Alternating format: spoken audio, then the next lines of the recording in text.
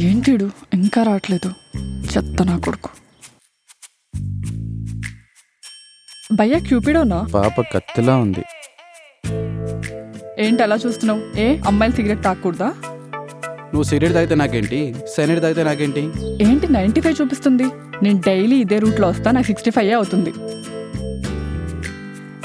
90 కొట్టినా? ఓ పని చేయక్క, ఆ 90 రూపాయలు నీ దగ్గర ఉంచుకొని 4 సిగరెట్లు కొనుక్కో, నేను పోతా. లాస్ట్లో ఒక అమ్మాయి ఎక్కిందిరా. అమ్మాయా? ఇప్పటి వరకు ఒక్క అమ్మాయి కూడా బండి వచ్చేది తెలుసా?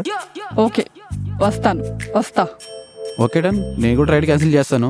నువ్వు రెగ్యులర్గా తాగుతావా? అమ్మాయిలు శారీగా కట్టుకోవాలా, సిగరెట్ తాగకూడదా? కళ్ళ బ్యాగ్ వేసుకుని ఎక్కడికి? ఏం చెప్పమంటావు బాబాయ్, మొన్న ఒక అమ్మాయి ఎక్కింది, సడన్ గా ఒకడు అడ్డు వచ్చాడని బ్రేక్ వేసా. నేనేదో కావాలని టచ్ చేశానని నాతో గొడవ పడింది. ఈ సమాజంలో ఎవరు తప్పు చేసినా వేలెత్తి చూపించేది మొగడు వైపే బాబాయ్. ఎన్నిసార్లు చెప్పాలరా నీకు రూమ్ లో సిగరెట్ తాగొద్దని? పో బయటికి. ఆయన నీ డబ్బులతో తాగుతున్నారా? నీ డబ్బులతో నీ లంగ్స్ దొబ్బు పెట్టుకో, పర్లా. పీల్చి నా లంగ్స్ దొబ్బుతున్నాయి. హైదరాబాద్లో మీరు నచ్చిన ప్లేస్కి రైడ్ బుక్ చేయండి, నేను తీసుకెళ్తా. మన బాధలు కోపాలు అన్నీ మర్చిపోయేదాకా తిరుగుదాం.